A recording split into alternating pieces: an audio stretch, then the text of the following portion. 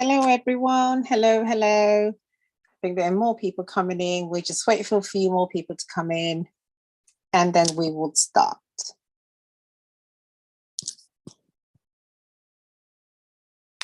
Hello, hello, hello, hello, everyone.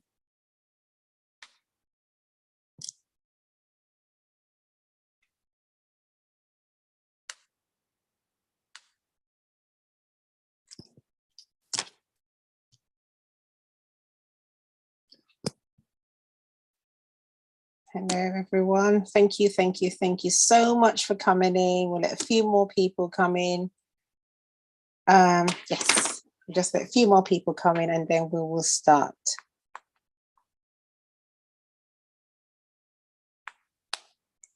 Okay, thank you, and welcome. Welcome, welcome, welcome. My name is Yemi Lasisi, and I am going to be your host today. I've got two beautiful people here that are the panelists that have come to join us. And we've got quite a few people that have promised to be on here. Today's going to be a special day, and we want people to talk. If you want to talk, please feel free to put your hands up. And then one of the co-panelists will let you talk, and also send, if you don't want to talk, that's fine. You can put some messages in the chat. So you can send it directly to Eunice or KG, who's there as Trinity Chapel Events. And then we will try and answer the questions as best as we can. So thanks for coming on. We hope you've had a blessed Sunday so far. We hope you enjoyed PJ service today. It was amazing. It was phenomenal. So what I'm going to do now, continues, I'm going to ask everyone to please, so the panelists to please introduce themselves, to tell us a bit more about themselves, and then we will start. So I'm going to start with Gifty. Hello, Gifty. Do you want to tell us a bit about yourself, education, career, and your family life? Hi, my name is Gifty Ogene. I am a trained psychotherapist stroke counselor. I completed my training in 2011, and I also work with individuals, couples, bereavement, relationships as a private counselor. I have two sons. I'm married with two sons. And yeah, that's basically bits about me. Thank you so much for blessing us with your presence. And we have Dr. Bolanle here as well. Hello, Doc. Do you want to meet yourself? You're on mute. Hello. Hi, everyone. Hello. Hi. My name is Bolanle Akiangumbiade. I'm a wife. I'm a mom. I'm a general practitioner based in Hertfordshire. I look after people with, I'm a GP, so I look after lots of people. I look after people with mental health needs on a day-to-day. Oh, thank you. Thank you so much. Thank you again for blessing us with your presence. So we've got a few questions that we want to ask, and please feel free to ask any questions that you would like to, everyone. So I've got a few questions I'd like to ask Gifty and Bolanle as well. So one of the first one I would ask is, what are the common misconceptions about mental health that you'd like to address? There are loads of misconceptions about mental health. Some people don't even believe it exists. Some people think, oh, just shake your body and get on with life, you'll be all right, which isn't usually the case. So it would be nice. What do you think? What are the misconceptions that you think they are? I'll start with Gifty. I think I'll give you a story that I experienced when I went to Nigeria last year. We were playing a game, and the game was to say two things that were true about yourself and one lie. And I chose two things, and I also said psychotherapist. And they looked at me and they said, So they didn't guess right on the psychotherapist. But when I confirmed that I was a counselor and a psychotherapist, the response I got was, wow, you look after mad people. How do you do that? So I think most people feel mental health really is about people losing their mind, like going mad, like the madness that we used to see in Nigeria, you know, those people that walk naked on the streets and stuff like that. So when they said, how do you look after mad people? I mean, are you not afraid for your life? So that's one of the things that we struggle with. Another thing that I found as well is most people do not believe, from, African backgrounds, Asian backgrounds, they do not believe that you should share your problems with somebody else. They feel all problems are meant to be dealt with in the house. But the problem is most people can't talk to the people that they have in their homes. So that also is a problem. They just feel that if they share something with you, that you're going to share it. And then some people also feel weird, like the thing that they're going through is not common. So they're afraid for you to, look down on them or think they're mad or something like that. So there are just a few of those that I've come in contact with like that. Oh, wow. When you said mad people, I was like, what? Because that's so politically incorrect. But, but obviously Nigeria that's what they say, mad people. That's because they just classify everybody on the streets as mad people, which is so not right.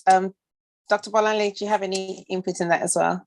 Yes, I do. Yeah, it is correct. I mean, we tend to think, people always think of mental health as you say, those people on the road, like we know from Nigeria, people or in African background.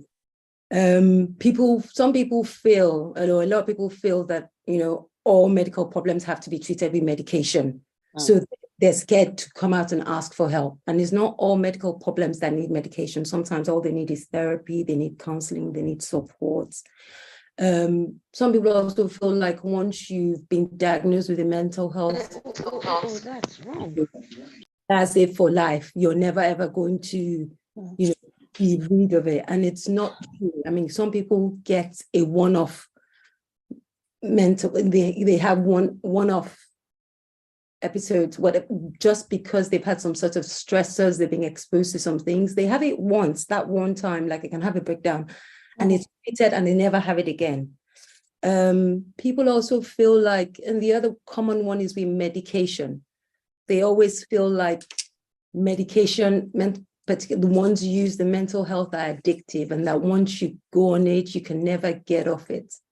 And that's not necessarily true. So, and yeah, so that it's just, and then sometimes we just feel like mental health is not for us. It's not oh no, I can never be. No, it's not me. We're in denial a lot. There's a lot of misconceptions around that. Okay, which brings me to my next question. What's the importance of awareness? How do we let people know? I remember when I first had my daughter and I wasn't sleeping. I think it was just a first mother syndrome thing. I was just thinking, I need to look after her, to look around the clock. And then I just found myself crying at little things. I remember once I put her down, she burped, I put her down and she threw up. So not long after I put her down. And I thought, I must be a bad mother. Why would I put her down? I should have kept on. Then from there, she slept in my arms for quite a few months and then I was losing sleep. And that just makes you really, I wasn't myself. Well, I don't know I think what happened is I was very lucky that my mother-in-law was around. So she helped me a lot. And she said, just let go. I'm here, just let go. And not everyone has that. When I say let go, just go to sleep. And I noticed that me just sleeping helped a lot. Not doing anything, no medication, nothing, just the sleep aspect of it helped a lot. But do we have that awareness? Because if somebody else had seen me, they could have said, oh, what's wrong with you? Just shake it off. Is it because it's your first child? And some people are not very, very aware. Let me use aware of this. So how do we make people aware that any little thing could be lack of sleep? It could be trauma. Anything could, shake you, any trauma that could happen. So how do we make people aware about mental health? What do we say, Bolanle? How do we make people aware of it? I know it's difficult, but how can we try? Yeah, it is difficult, but I think we need to talk about it more. Yeah, okay. I think the more we talk about it, so we're talking about it now, the more we talk about it, the more we talk about it, the less stigma it carries around it, the more people understand that it's quite common. And, once people are able to share their experiences and, just educate, the only way is to create an awareness is to educate by way of this sort of meetings, by courses. I understand workplaces now do mental health training, so that we know it in the workplace, we know it in church, we talk about it, particularly in our background. The more we talk about it and explain to people what it is, how to identify it, how to treat it, the more we know and the more comfortable we are about it. I think, some of it is not knowing, not understanding fully what it is. So I think we need to talk about it more. Particularly, and when people should, it would be good if people came out to share their experiences as well. So you can see that this person has had, has said, but they've come out on the other side. But we just need to, it's, increasing knowledge. I think that's what we can do. Do you think, I like it that you said that people should come out and talk. You know how BT will say it's good to talk. Yeah, it is good to talk, but people are a bit scared that if they come out to talk, they're exposing themselves and being, as somebody said, they're being judgmental. They will judge them on it. No matter what you become, they'll just say, oh, is it not that person that ran mad that the other day? So that's why people are scared to come out and talk about it. So when you say they should come out and talk, should they talk to their GP about it? Should they talk to close family members about it? Should they talk to the pastors about it? Who should they come out to talk to? Well, I think anybody you're comfortable with. Some people find it relatively easy to talk to their family members. Some people find it easy. You can talk to your GP. I mean, so if you feel like, there's something going on, go and talk to your GP. First, GP. Talk to your GP. I think your GP is always your first point of call, because otherwise sometimes just to avoid misdiagnosis sometimes, but talk to your GP, talk to your friends. Some people feel comfortable talking to the pastors, but I mean, I suppose we don't want to, imagine if all of us went to the pastors to talk about our mental health problems. There are so many other things to deal with. Your GP, some may find family, friends, but I would say that, if there's anything, go to your GP and speak to your GP about it, and they will signpost you to where you can get help from. Oh, thank you so much, Doc. What do you think about that, Gifty? I totally agree. GP is the first point of contact. I have found that a lot of the time, friends encourage friends to go for therapy, because within your friends, most people are very open with their friends, especially if they have really close friends. So they know they would not be judged. And most times friends will say, well, this is what I did that helped me, which was therapy. So friends is a really good point of contact. Some parents also could also help, but I think from the parents' perspective, they might panic, especially an African parent, if they feel like, oh my gosh, what's this about? So they might panic. At workplace now, a lot of companies are offering counseling in your workplace. So you might not be aware, but I think within the workplace, there is a lot of counselings that you can, get from your, so you could even speak to your manager most times, and they might also say, oh, we have this that I can sign you up to. So place of work, you can also make contacts with people there for help and support. Thank you so much. Thank you. So people, you've heard this. Please speak to your GP first. GP is the first, I know the NHS is not the best, but still better than nothing. Speak to the GP and they'll refer you as fast as they can. As you said, we can't keep all rushing to the doctor. Pastors and pastors are not experts as well. And the pastor would advise you as much and still tell you to go to your GP anyway. So it's best to go to your GP first. And if you, as you said, Gifty said, if you have good friends, sometimes you just want to talk about things, but still go to your GP. How would I say, what are the symptoms? What are the key symptoms that you think with people struggling with mental health? Is it people that withdraw? We have some people withdraw, you just don't hear from them as regularly as you can, and you send messages and they don't just respond. But the people that I'm a bit more wary about is the ones that are very funny, very nice, life of the party. They're always making other people laugh, then you don't know what's happening. Take, for example, Robbie Williams. He's a public figure, so I can mention his name. He apparently was struggling with that, but people didn't know. He was always there making us laugh. Everybody has watched Mrs. Doubtfire. We always watch it and we love it. But are those the people? Are they masking it? So what are the symptoms you think, okay, let's just, apart from with withdrawal as well, what are the symptoms we need to look out for before, if you think something might be going wrong, Gifty? Well, anxiety is one of the symptoms when someone is afraid, and when they start talking negatively, or if they are afraid to do something, that falls under anxiety. Depression is where you find out your friend is saying, I can't get out of bed. I'm really low, I don't have the energy. And they're always sleeping, because they've they're so bad. They can't seem to get themselves out of bed. That is another one that I'm aware of. It's usually anxiety and also panic attacks. There could be something, dark thoughts, suicidal thoughts. When someone says, I can't take it anymore, I just don't feel like waking up, I wish something can happen and I don't wake up in the morning. Or people actually plainly saying, I don't think I want to exist anymore. I mean, then you really need to start talking to that person, because they might be thinking of taking their lives. But usually really dark thoughts, when you are overthinking things, seeing things that are not really there. You just kind of exaggerate. Something small could look like something massive and big, and you can't stop yourself from thinking. You want to switch off, but you can't seem to switch off that negative thought. That is one of the symptoms of mental health issues. Oh, wow. Thank you for that. Yeah, that's really good. Like anxiety. I know now they put everything down to menopause. Everything is menopause. You can jumping off the streets, menopause. Everything is menopausal. So how do you kind of differentiate? Like they have said anxiety is associated with menopause as well. They've said depression is associated with menopause as well. So a lot of the things that you've said here, they've said are associated with. So how do you draw a line? How do you know which is which?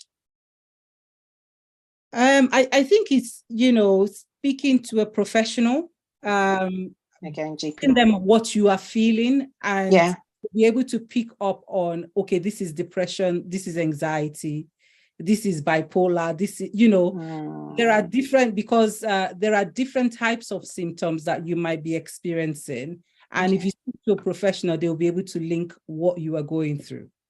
Okay, that's the good thing that you said that, because I remember we read in the papers, I think they were looking for a lady, and the lady, they found that she committed suicide, and they said, she was going through depression and it was menopausal. So I remember I spoke to some of my friends, and they go, what does menopausal have to do with depression? But as you said, it's all linked, and you need to speak to a professional, because then they would know how one is linked to the other. Thank you so much for that, Gifty. Bolanle, do you have anything to add to symptoms? Yeah, so in terms of symptoms, I mean, there's a whole load of symptoms that people can have. And I think sometimes it's being observant to a change. So that's correct. As you said, they become withdrawn, they don't engage. So you have someone usually a life of a party, they're active, like to engage in things, and all of a sudden they don't want to engage. There's excuses, I can't do this.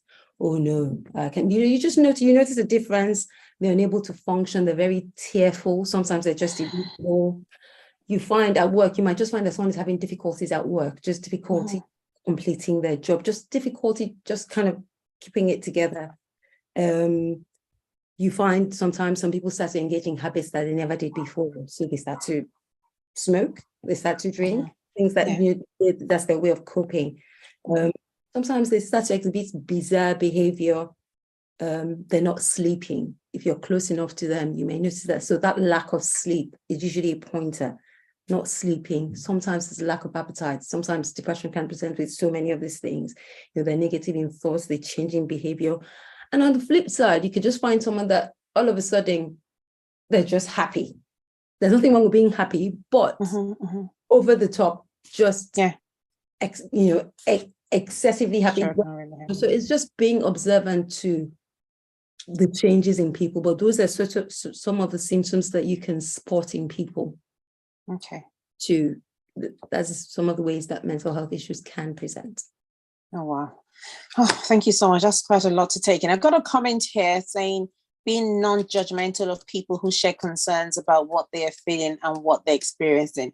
We're not in a position to judge anyone. No, people should not judge people, because then they withdraw into their cage and you don't get anything out of them. So yes, and then another comment said, GPs are very good. Yes, both our panelists have said you need to go to your GPs first, please. They're very good. Only concern is that they have to document on your notes. We may be viewed when applying for certain things. Oh, yeah. Pastors are more confidential. I agree. What do you think? Pastors are more confidential, but the pastors are not experts. So they will give you the advice. I'll have to pick on Pastor Jumoke to chip in here. They might give you their advice, but they will still refer you back to the GP. PJ, sorry to draw you out. Bolanle, sorry, we're going to say Sorry, something. can I jump in before you bring in Pastor? Please. Yes. Your notes to your GP are confidential. I'm not sure what they're referring to, but I'm not sure what you'd be applying For jobs. Yeah. Jobs. There's no job that's going to That ask will go through. notes, except you're working for maybe MI5, and I think in that case they probably need to know or Secret Service, but there's no job. Your GP notes are confidential, and they would always seek your consent before they release your notes to anyone. So I don't think that we should be worried about them documenting it in our notes. Unfortunately, Okay. Can I just say something? I think in the UK it's confidential, but Yes, but not in all. Yeah. So countries like Germany, if you go through your GP, there will be some jobs that they would not allow you to do because they would check your medical records. But as far as I know, in the UK, it's not applied. It's confidential. But I think it just depends on the country that you work in. It's a requirement that they do check. And if you are worried about that, which in the UK, I don't see that being a problem. Yeah. But there are a lot of platforms that offer counseling and it's confidential. Yeah. I mean, we cannot disclose anything unless, of course, there is an issue with the courts and they ask for our notes. But apart from that, it is usually confidential. Yeah, that's what I thought as well. Because I know when you go for physio or any other somewhere, they'll say, oh, can we have access? They'll actually for your consent to have access to other records. So you can give your consent, but I don't think they would go into your workplace, would go into your, so I'm not sure why that person said that. Sorry, PJ, is it okay to pull you out on this a bit? Good evening, everyone. Thank you. Thank you, PJ. Yes, well, for me, I do not see any problem in this comment. It says documents on your notes may be viewed when applying for other things. If somebody actually suffers from serious mental unwellness, I think it will be very good for anybody working with them to know. So, because they are stressors, so they avoid those kind of stressors that can trigger mental health. There are things that they can get just because. So let's say, for example, somebody had suffered mental health issues in time past, and this person has taken on a new job that the pressure is very high. At the time they were applying for the job, they didn't know, and it can trigger something. So even if they have that record, I think it is for your benefit. And I think this is one of the things we're talking about Africans, is that we like to hide. And I hope that COVID has taught us better when it comes to things like this. Some of the people that died from COVID, it was because they were very unaware of what the underlying health issues were. Some of them would have still been alive. So mental health, if you see, it is the way you perceive yourself. That is who you are. If you believe that you can walk through something with the help of the Holy Spirit and you are safe, seriously, whatever is yours will come to you. Right? If you don't get it, that means it's not for you.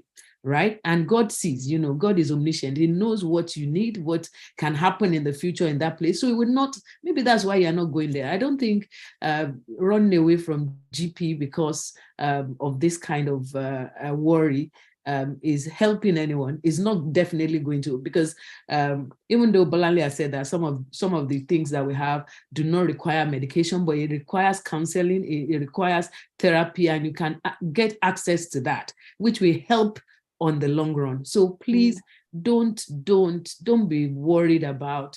There are many things that people can get from you anyway, whether it is directly from the doctors or not. They ask some of those things. You are not aware of it. They don't tell you. So those things are out. Yeah. Oh, thank you so much for that, PJ. I know she said pastors are more confidential. So they are confidential, but so are your GP. They should be more confidential as well. So there's another comment here from, Nosbesi says, this depends on the job and the country. Okay. So obviously, I think in the UK, to the best of our knowledge, they wouldn't have access unless you're giving consent. Or as someone said, if you're working for the FBI or MI6, then they'll, but I think it's not such a good idea to have access to everything in your butt, things like pressure, so they know not to give you too much pressure, workload, because some people think, oh, you're good at it and start giving you loads of job, and that can put you under unnecessary pressure that you don't need. So thank you so much for that. Another question I was going to ask for my lovely panel is that, do you think people are abusing the word mental health? Before they say anything, so, please, for my mental health, please. You understand? So when they're at work, if they give you work to do, they'll say, please, this is putting me under pressure. So do you think people are also abusing that and using that as an excuse not to do things? Well, I'll come straight to you here. Yeah, I think so. Yeah. In the last, I think since COVID, before COVID, mental health has people have become more aware of mental health. Yeah. Yes, a lot of people do suffer with mental health, but it would appear that mental health has become a sort of card that people play. So if they want to get away with things, they don't want to do things, they say, it's affecting my mental health. People try and use it as a card. Some people, I don't know that it applies to people here, but some people try and get on that mental health ladder to claim benefits, to, some people offend and they just pile it onto mental health. So without just taking responsibility. As with most things, because that it's being taken seriously now, a lot of people use it when they shouldn't, just to get out of some situations. Yeah, which is very worrying. Especially, I think they try and instill it in this young adults as well, like teenagers. They'll say, "Oh, mental health data." I'm thinking, what do you know about mental health? They might, some of them might, but I'm just a bit worrying that a few of them will use that as an excuse to get out of things. So how do you know if someone's playing up, or if they really have them in, as in, I'm looking at teenagers and early 20s or in the 20s, how would you know if someone, because they're young, so are they jumping on the bandwagon and saying, oh, mental health, or how do you know? How do you detect who's being truthful about it and who's... As a GP? Yes. Yeah, yes, please. Yeah, if it's all in taking a history and speaking to them and finding out the full story, so to speak. You will who really does have something going on and who is playing on. It's in taking the history and just investigating and just digging a bit deeper. Because I know at a certain age you can't involve the parents. Well, if they don't want you to. Yeah, so from about 16 you can't involve the parents, but most of the time as a GP you would know. So it's about digging deeper and finding out history. It depends on you kind of find out their agenda sometimes, where it is exactly they're going with that. It's that history and digging a bit deeper. You don't know where they're going. You kind of find out. Yeah, thanks. Gifty, do you have anything on this? Yeah, I think some people, when it comes to work, maybe if they're finding work difficult, they might use the excuse of mental health and take time off, just to use it as a opportunity to take time off. But many really do not use it as a form of a crutch. Some do really suffer from mental health.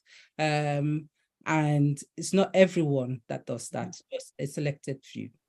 Okay, that's good. That's good to know. Okay, so it says another question is, how do we individually effect or support a friend or family who might be dealing with mental health? I know there's, as you said, medication, go to your GP. I know all these are all the ones, by the book. But how do you support a friend or family? Because you can't say I know what you're going through because you don't know what they're going through. And so how do you support them? They're not picking up your calls. They're not coming out of bed because they're sleeping all the time. So what can you do to help? Sometimes it's a bit frustrating for us as well, because you're thinking, we want to help, but how can we help? So how do you think, Gifty, what do you think are some of the things that we can do to help without being in their face too much, or, rubbing them up the one way by saying things like, it is well? Because when people are going through things, they don't like hearing that term. It is well. They don't. So how do you support them, family and friends? How do you do that? I think it's about giving them a call, letting them know that you're here if they want to talk. Okay. Also be open and transparent if you've used therapy before, counseling before, to say how and how it's helped. And I think it's just really being there for them, giving them love. Do not criticize them.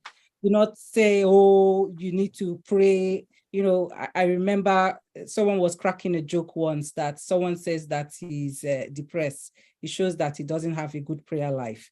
You know, as we know, it doesn't really have anything to do with prayer life. Anybody can be vulnerable. You know, there's a war in Israel now. There were people that were walking normally before, and all of a sudden the war has affected their mental health. Someone might have a traumatic birth, and all of a sudden they have a mental health issue. So it's just really being there for people and trying to understand their experience, not telling them what they should feel, but trying to get them to tell you what they are going through is one of the ways that you can really, really help. Oh, good. Wow, that's fantastic. Thank you for that. Bolanle? Yeah, I mean, I think it's simply by being there, letting them know that you're there for them. Is it practical things? How can I help? If some people might not want to talk, it's good for them to talk, but sometimes they don't want to talk. So you call them, pick up their phone, they call, send them a text and say, you know what, I'm here. Whenever you need me, I'm here. How can I help? Cooking, cleaning, washing, go there. It's people that are depressed sometimes they can't get out of bed, the house is a mess. Get there, sort out their laundry, try and help them sort them out.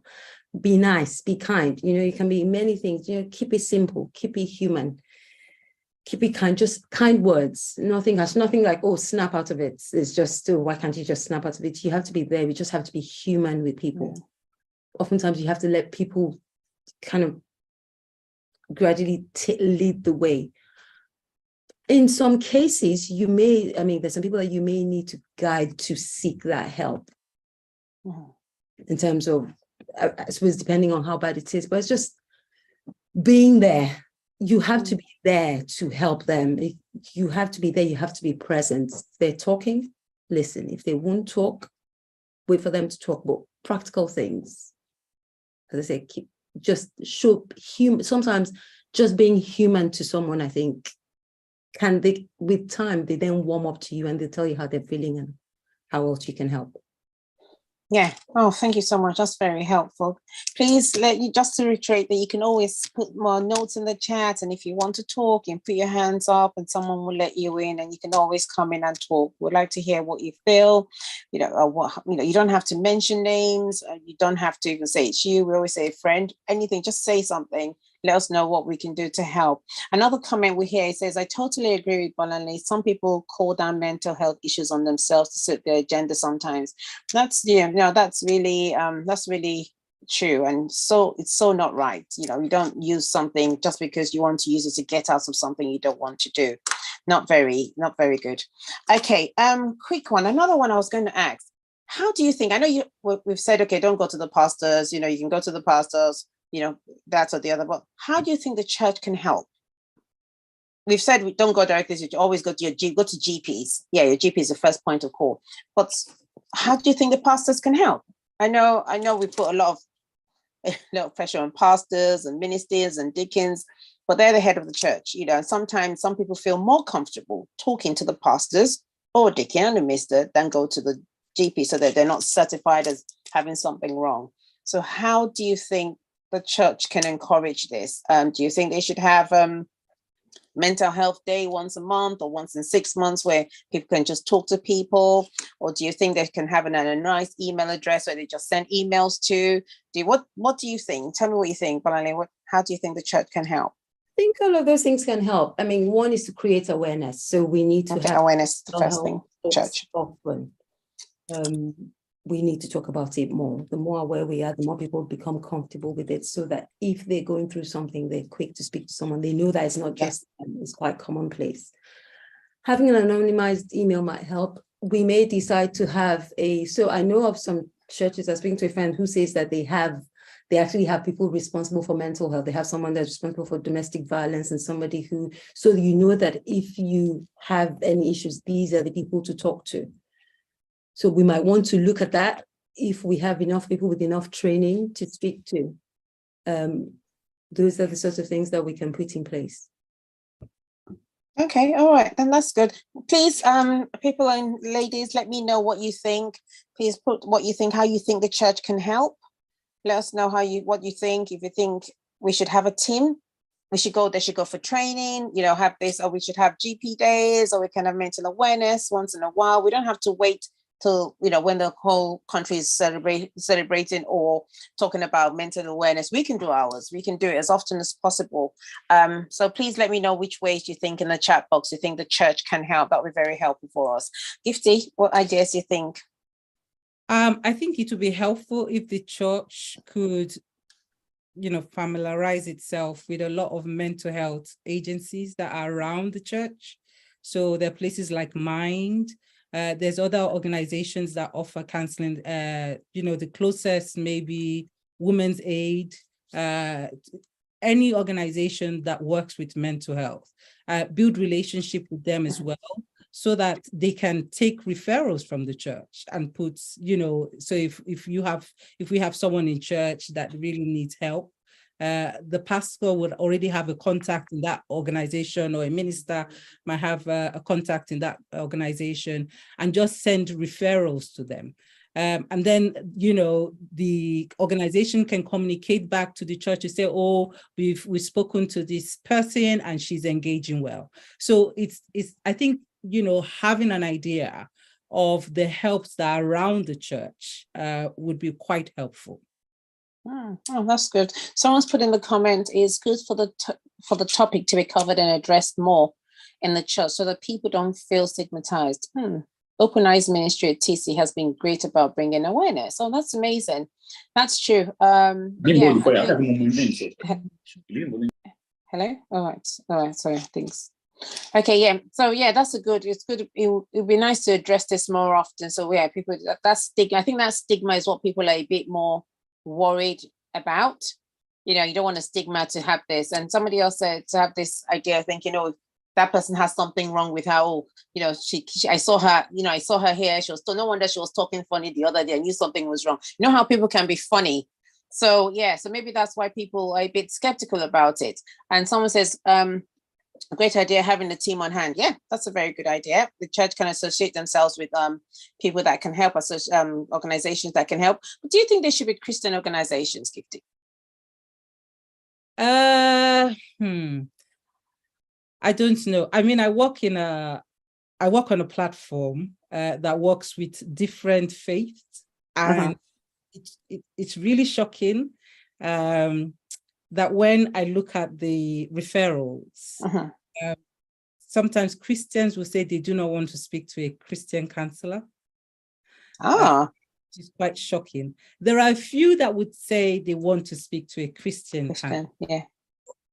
I think 90% of the clients that I have ever had would say no. They will identify themselves as Christians.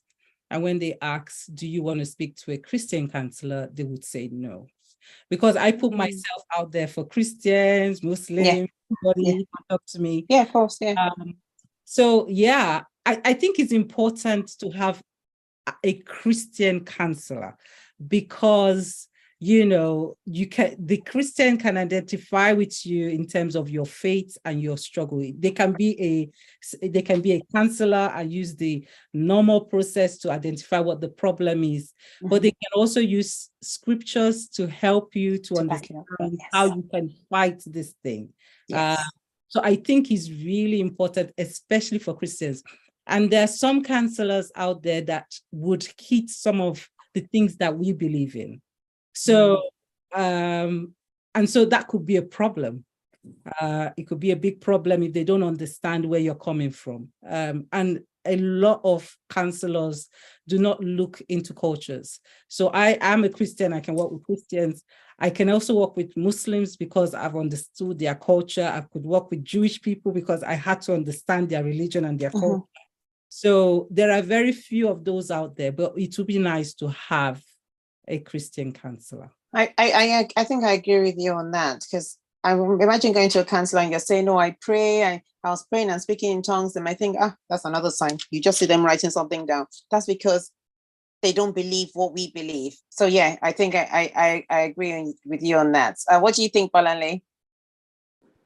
If we should have Christian counselors, I think you need to be very helpful so that people are able to go to who they're comfortable to go to. With people of their choice, people that they see a bit like them. So I think, yeah, I think we should have Christian counselors so that people can identify with them and go to them. Yeah. Oh yeah, I agree with that as well. Okay, we have got loads of comments here. Here we go. Let's say, says train or partner with qualified experience to counselor as a therapist. Yes, organization therapy. Okay, Mercy UK is one. Okay, that's one. That's good. Do you know about Mercy UK, Gifty? Yeah. Okay, are they good? Are they Christian one or? Well, I can't really speak. You can't say, okay, yeah, that's true. Don't give you don't give you a comment, but okay, yes. But obviously, someone said Mercy UK comment says, I used to go to a counselor after my mother passed away. She was based at a church. Now that comment, thank you for that person that put that comment there.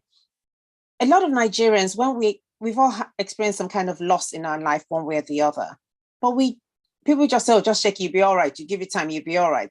But some people bury it, and this is one of the things that could end up being classed as mental health. So if you have experienced some kind of loss, would you advise people, I've lost my mom, I'm sure some of us have lost our parent or parents or siblings. Would you advise that when you experience any kind of loss, you go for counseling? Even if you're not showing any signs, Gifty, what do you think? Do you think you should go anyway? Especially for loss, I it's counseling, because it's a shock. Can you imagine you've seen this person, or you normally call this person, and then all of a sudden you can't hear their voice, you can't see them anymore. It's a shock, and it takes a while for you to get used to the fact that that person has gone. And a lot of people do fall into depression when they lose a loved one. Because they go through different types of feelings, and they do need to kind of talk about the person that they've lost. It's not only the bereavement could be on the different type of people. You might have someone that you loved, or someone that you hate, or someone that you would have loved to have a relationship with, and have the opportunity. So yes, and there are a lot of bereavement counseling agencies. You can find a lot in hospice. If you live in this local area, it's usually free, and sometimes they give you enough time to process your loss. So yes. Well, thank you so much for that. Yeah, I agree with that. It's always good for people to go for some kind of counseling. It's really good. I really agree with that, and I would recommend it. A lot of us don't like to go. They say we'll be fine, and then I can see somebody's hand up. Wumi. Hi, Yemi. Thanks for coming on. I just want to say something what Gifty just said. I think, oh God, my brain has just gone blank now. When we talk about, I think the idea of us linking up with a charity organization, where if someone has got maybe mental health issues, we can refer them. So I'll give an example. Okay, the main thing, I once went through therapy, and I did not want to speak to a Christian, because I was already speaking to someone in church. I don't want you to be telling me it is well. I'm going through therapy for professional help. Yeah. Don't come and patronize me. I already know it is well. Even if there's some circumstances in life, you don't even understand what that thing means. So yes, I insisted not to speak to a Christian. And I actually insisted not to speak to a Nigerian, because I'm going there for you tell me what you learned in university on coping mechanism. Don't patronize me. Yeah, so I've done that before. And number two, I also feel that this old thing of, can we have people in church? I think that's a bit dicey. That's why I agree with what Gifty said. If we can link up with like the Smiles and the Co, where we can refer people, because I'll tell you say for example, if I'm having a marital problem, I'm never going to speak to a therapist in church. I'm never going to do it. About 15 years ago, I saw it go wrong. Someone did in church. Everybody knew about that person's business. But if it's a professional therapist, they know they will lose their license if they do that. So I'm speaking for me. I'm not going to, unlike maybe obviously, PJ is stuck with me for life, right? I'm always calling PJ, right? Yeah. But say if it's not PJ, like you guys come up with a group of ladies, whatever, the fact that it's church, I personally speak for me because I've seen it go wrong. Where I wouldn't feel comfortable. That's why I think what Gifty just said about, yes, we can have these people, those that feel comfortable can go there, but I also think it's important that we liaise there's so many organizations out there, right, where we can do referrals. Because it's funny, I was having this conversation with a friend of mine in church, and she also sees it the same way, that she will not feel comfortable talking to, just someone in church that is supposedly meant to be, in the therapies department or counselor department about issues, because we're human beings. And my stand is just like that, because I've seen it go wrong, terribly wrong. And I just thought it was unethical, but if professional therapists won't do that because they know their license is at stake.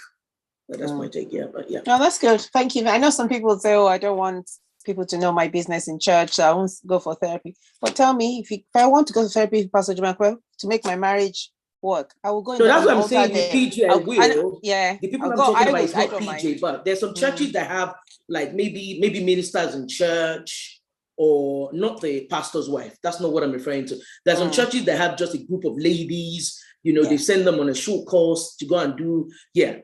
It's not the pastor's wife. I'm afraid I don't feel comfortable with that group because I have seen it go wrong. That's what I meant. Thank you. All right, I'm going to go to another question. We have quite a few questions here, but I don't think we'll have time to go on it. Is someone's help? It's your hand I can see, PJ. Is that somebody else's hand up? Yes, there's Angie E's hand up. Okay, can we unmute Angie E? Hello, good evening, everyone. Thank you. Hello, good evening. Hello. Thank you, sis. So this is such an apt topic, and I'm just going to read something from Pastor Kingsley Okonkwo, who's an amazing counselor for marriage. He posted something 21 hours ago, and I just thought it was very relevant to what we're saying. And it reads, sometimes bad advice can be more dangerous than no advice. An untrained counselor or coach can be very dangerous. And then obviously he goes on to market the one that he does in relationship counseling. And my point on that is there's a difference between just being a shoulder to lean on, or, brother, sister in the Lord, as opposed to actual counseling or therapy. The psychology that goes behind someone that's been trained for it, like Sis just said, is completely different. And I think that fundamental understanding is missing.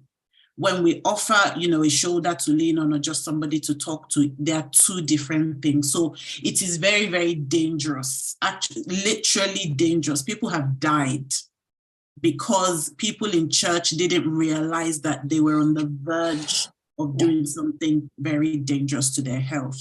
So this is very, very serious. It's even very personal for me. So I really just want to stress that if people are not qualified, if you don't know how to to assess a person's threshold, if you don't know how to look beyond a poker face to know that a person is in real trouble, please don't do it. It's better to just say, I'll pray for you. Let me pay for somebody that you can talk to, rather than say something that somebody would then go and will make them feel worse. There are also people I know personally who, because they don't want to say things out, are now dealing with health issues as a result of masking or not having the proper avenue or outlet. That's now caused them a terminal illness due to mounting stress. So again, really, really, if people are not qualified, it's best not to say. There's also a difference between miracle or a one-time, cast the demon out, and actually walking the walk with somebody to get changed behavior. So church is great, but this is really, really serious. So I agree. Well said. Thank you. Thank you so much. Well said. Well said. So it's another hand up here. I think it's Ore. Has anyone got their hands up? Yes, Ore is there. Ore. Ore needs to be unmuted, or she needs to unmute herself. Okay. Is she there? Ore, we can't hear you. All right, while we're waiting for her, I should say something here. Please.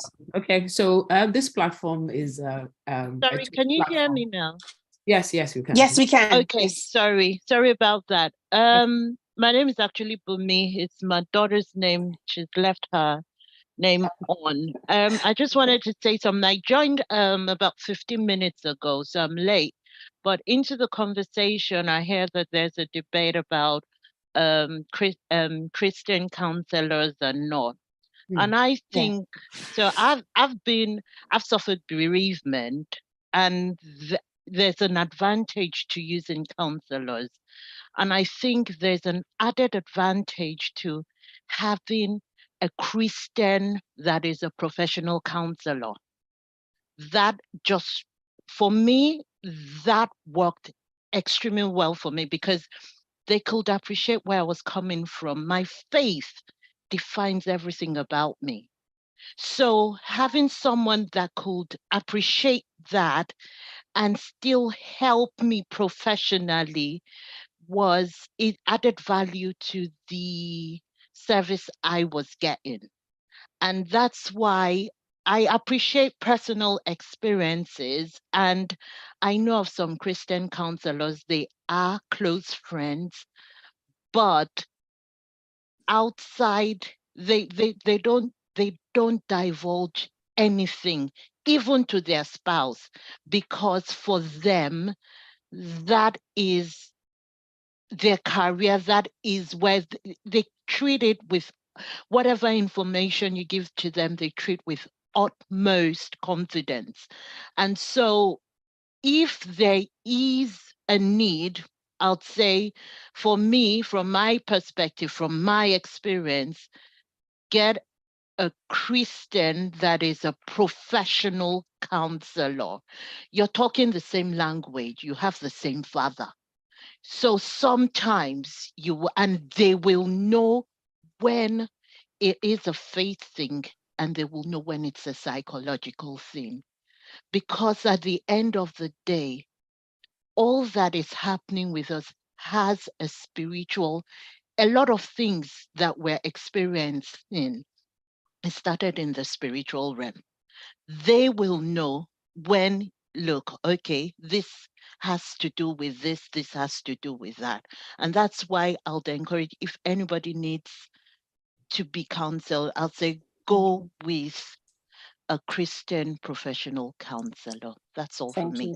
Thank you so much. Which brings me to a question that we have here. Before you go on, can I say something? Ladies, first of all, please, this is a very, very needed topic.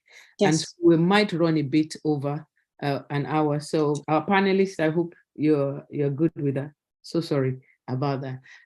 Yes, thank you so much, Bumi, for clarifying that. I just felt that I needed to hear everyone before I say something for the different views that we have.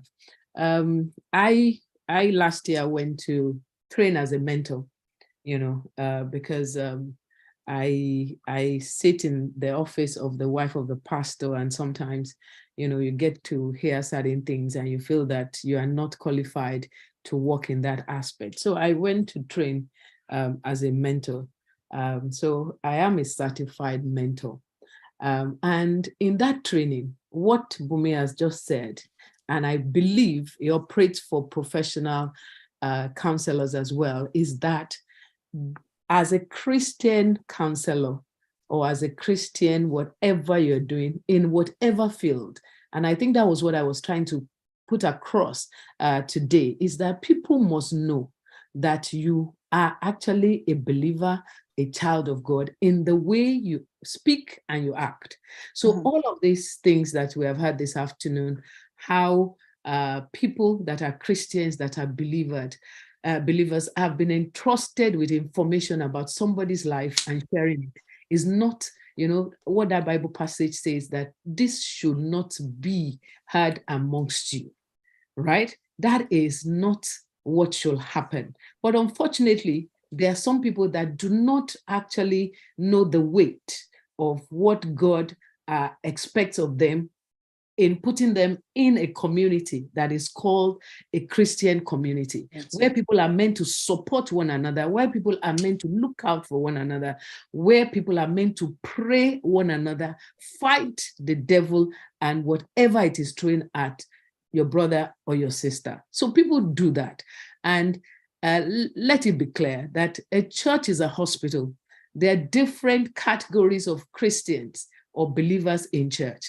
it is not the church that is the problem, it's the individual that has no understanding of the call of God over their lives that is an issue. And we cannot use the same brush to paint everybody that on that side. So there are people that are trustworthy. There are people that I have encountered, not only in England, in Nigeria, in America, that have supported me in my journey, right? And I have gleaned with them what that support has done to me. I am trying to translate to other people in my sphere of influence, okay? And I hope that everybody hearing this that is a Christian, you are taken on board. You know, there are things that are not said, but are being said, is that there is a responsibility on each and every one of us to flag the banner of Christ in a way that every time they speak about our faith, about people that are called believers and Christians, they have very positive things to say about us. We're all work in progress, but we can learn and we can be better individuals, right? At Trinity Chapel, we have what we do is when people come with issues like this, we actually refer them. So we have Christian counselors that we refer them to. And for your information, if it comes to the point that the church will have to pay for those things, when we see an urgent need, we do that. Because you see, everybody feels that the church is a place where everybody just goes, give tithe, offering, vows, whatever it is that they're giving. But there are also things that the church do to support the people that we can actually see that are in their need. Now, I am here to tell you that even when some of those people, when you identify them as having some of these issues, they themselves are not willing to go to counselors. And that is why I like the question you asked, that how do you support those people? You can see very glaringly that, oh, this person is verging on the edge of, you know, running into trouble if something is not done. You offer them this. Sometimes we book appointments with those counselors, they don't turn up. They don't turn up. So I'm looking to hear from Bolanle and Gifty how we can, aside from going to their house and forcing them to, that you know what, you need this thing, you have to go, and then, you know, you can be trouble in the United Kingdom. But how do you deal with those kind of things, right? Because we're talking about self-care. Self-care has to come from somebody that identifies. So I posted a question to Yemi. I said, how do I actually know that I am suffering from mental health issues? How can I personally, for my own self-care, know that, okay, at this point, I need help? What are the things I am looking out for? Because you can be looking from the external, you're looking at the person and you're saying this person needs, and then the person feels that, no, you are judging them. I don't need that, right? All of these things, you know, it starts, I believe, this is my personal opinion, I believe that it starts with us, the individual. What do you want?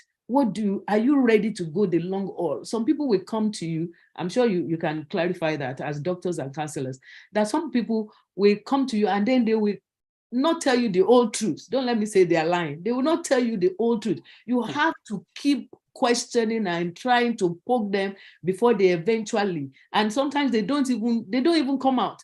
And then eventually you hear that something has happened and you say, oh, wow, I didn't know about that. Mm-hmm. Meanwhile, you have spent time with them, you know, trying to uncover some things. So first of all, let us know that there are people, individuals in our community that can be trusted with whatever is happening with you. Number two is that we don't take on challenges that we are unable to handle. So we refer people to professionals, you know, to go, and Bolanle is here. I didn't know that Gifty does this kind of thing. But Bolanle, even the little things that people come to tell me, when it is medical, I pull her to the side and I say, I have a question. This person needs to talk to you, you know, because everybody is looking in a community where we're looking out for one another. That is what everybody should be doing, is to safeguard these people. You know, the world throws it out. You say safeguard, not only in the place of prayer. And people were saying, oh, don't tell the people to pray. Yes, I agree. If anybody is suffering from mental health issues, the first thing you are telling them is not to go and pray. But you, as the person that has that information, what are you going to do? You are going to present it to God. Like Bumi has said, there's some things that when you are counseling or when somebody sits in front of you, immediately, because you have the Spirit of God, you can sense that this is a spiritual matter.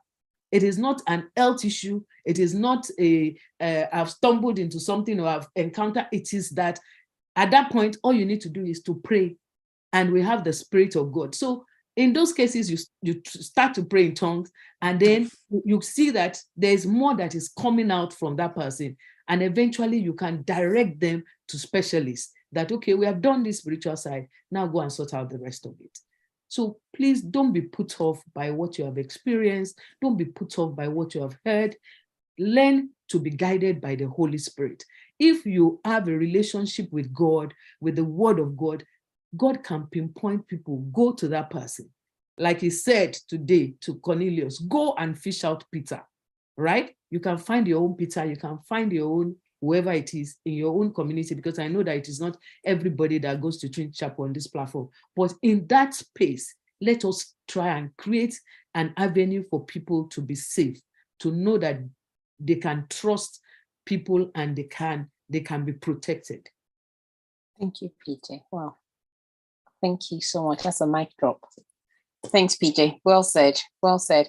I was going to ask you a quick question, PJ, a very quick one. You said you're trained to be a mentor. What's the difference between a mentor and a counselor? Well, from what I encountered is I think that counselors actually, they propose solutions to problems. Okay. Mentors work with you with what you want to achieve. So when you go to a mentor, you tell them this is what you want to do, why you want to do it, so they give you milestones. So they break it down into small segments for you, and they keep checking in with you to see that you are making progress. But counselors, okay, I think that they can actually profile solutions and tell you what to do, in one way or the other. Oh, thank you. Thanks for that, PJ. I should have got you on my panel.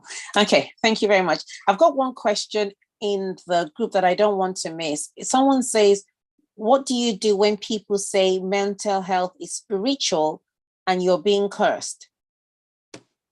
So that is obviously, for that person to say that is definitely something that must have come. They will say maybe it's his father's, mother's, brother's, sister's neighbor that had that as well. I remember his brother, sister had that years ago. So how do you differentiate spiritual from this? So what's the difference? How do you do that? I think Bolanle can talk to us about, I think there are sicknesses that present, and they say it runs in the family, isn't it? Hereditary. Yes. Yeah. Things like autistic, people who are autism. Okay. Yeah. Can run in the family. Yeah. And those, they're just kind of different in terms of how their brain functions to people who are not autistic. Okay. But they can still work successfully in different organizations and stuff like that. It's just that they are more driven with their brain than their emotions or feelings. So that's not spiritual and that's not being cursed. No, it's not. It's just everything has to do with the brain. And what you feed your brain. So if you have a trauma, as human beings, we go through different experiences in life, and our brain stores those information. And sometimes we live with it by ignoring it for a very long time, and it doesn't actually affect our life. And then something happens that triggers that mental thing. And you start thinking really negatively. You start seeing things that are not there. You start thinking that something is going to happen. And it's all with the things that you say to yourself in your mind. I kind of explain it to clients like this. It's like a computer. Whatever you feed your computer, whatever information you feed your computer is what you're going to get out of it. And the good thing with the brain is that it can create other neural pathways, in the sense that you can create new way of thinking that can not get rid of the old stuff. It's like you're updating your computer with new information. And eventually, if you start giving yourself the right things, you would notice that the negative things that have been stored maybe for years would not have a significant effect on your life. Oh, wow. Thank you so much. Due to time, I just have one more question that we can go to on this. What do you think, how do you think social media is affecting this mental health, positively or negatively? Take for example, I'm sure you're all on social media. Everybody knows about the things that are happening in Nigeria. I think there was a young star that died called Mohbad. And I remember, you know, he went into drugs. I remember they said he was with some certain music people. He came online sometimes and people said, oh, what's wrong with you? Is it the drugs? Was it a cry for help? So I don't know, some of us are more aware and some of us are not. So how do you think social media is doing this? I remember another musician's husband tried to jump off a bridge once. And once he makes a comment on Instagram or any of the social media, there's, oh, what's wrong with you? You that you had, that you wanted to kill yourself. And they keep referring to that bit of his life that he must have been going through this. So what do you think social media, not just in Nigeria, all over the world, how do you think it's affecting mental health, positively or negatively, Gifty? I think negatively, because people listen to a lot of people's comments and it does affect the way they see themselves. A lot of people as well, their mental health is on this, you know, it's very important. How the way they feel depends on how people sees them. So if people see you in a negative light, it's going to affect you. And it's going to make them withdraw. It's going to make them overthink. It's going to make them think that there's no point to living. So it does have a very, very negative impact on people's mental health. From what I gather from a lot of clients come through, yes, social media it's quite a negative impact, has a negative impact on people's mental health. Mental health. Okay, Bolani, what do you think? Social media, it causes a lot of comparison for unnecessarily. I mean, people are now there comparing themselves to impressions that people are creating on social media. They're not necessarily true. A lot of people are bullied on social media. A lot of people are abused, like you say. So, I mean, as with most things, there's a positive and the negative side to it. And, you know, depending on what you follow, a lot of this news come up, you read the comments, it can trigger you in a bad way. And I think you need to know with social media, you know, there's some things that you don't need to read. Something comes up, you skip. Some people, you realize that these are the sort of things that they always post, you unfollow. Yeah. You have to be careful what we feed our minds. Social That's media, correct. we need to pick what is advantageous to us. We can't just assume everything because it does affect you. So if you go on the negative, you will become affected. So there's some things you need to skip. There's some people you need to unfollow. And we need to remember that social media is what people want you to think of them. It's not necessarily the truth. There's a lot of, it's an impression of life that's not necessarily true. So we need to be very careful we absorb from social media.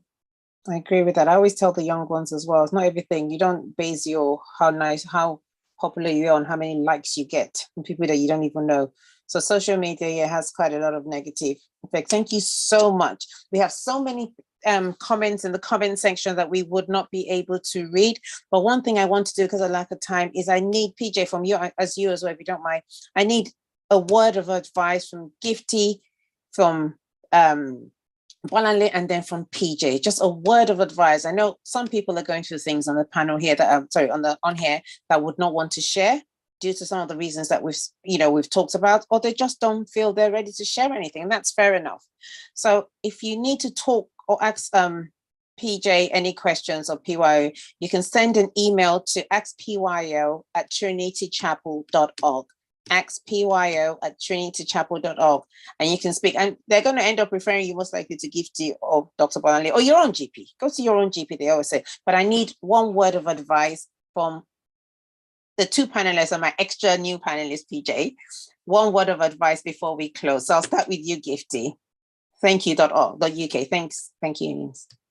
Okay. Yeah, One parting advice. advice I would give to people is, if you feel that something feels different in you, seek help. The thing that you think you're experiencing might not be something that is just has to do with you. It's a lot of people might be experiencing the same thing that you're experiencing. That's correct. So if you feel something has changed within you, don't be scared, just ask for help. And help is out there. And I'm sure if you get a professional counselor, they'll be able to help you. Thank you so much. Thank you. Dr. Bolanle? Yeah. Seek help. I think you need to be super observant. If you feel like something is changed, something is different, speak to your GP. I think go to your GP, seek help. Some people are happy. Some people would rather speak to people. And if you find someone that is, that you're confident enough in to confide in sometimes you just need to speak to someone, and some people would rather go and speak to someone.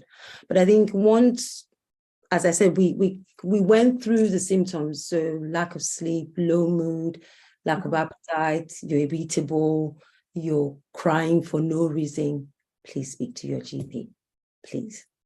Yeah, you've heard it from them. It's good to talk. Do not be afraid to talk. PJ, one pass. Yes, Give to us.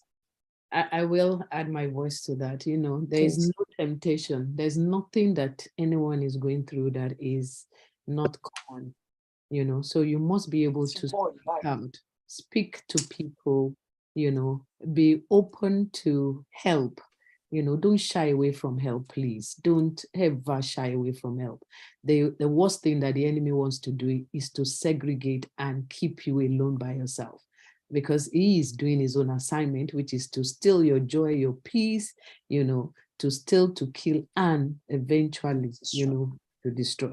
So you don't want him to fulfill his assignment in your life. So, and you know what? We all have, don't even let me call it the Holy Spirit. We have intuition. So if you're speaking to the wrong person, you must know, and you have the right to remove yourself from that space.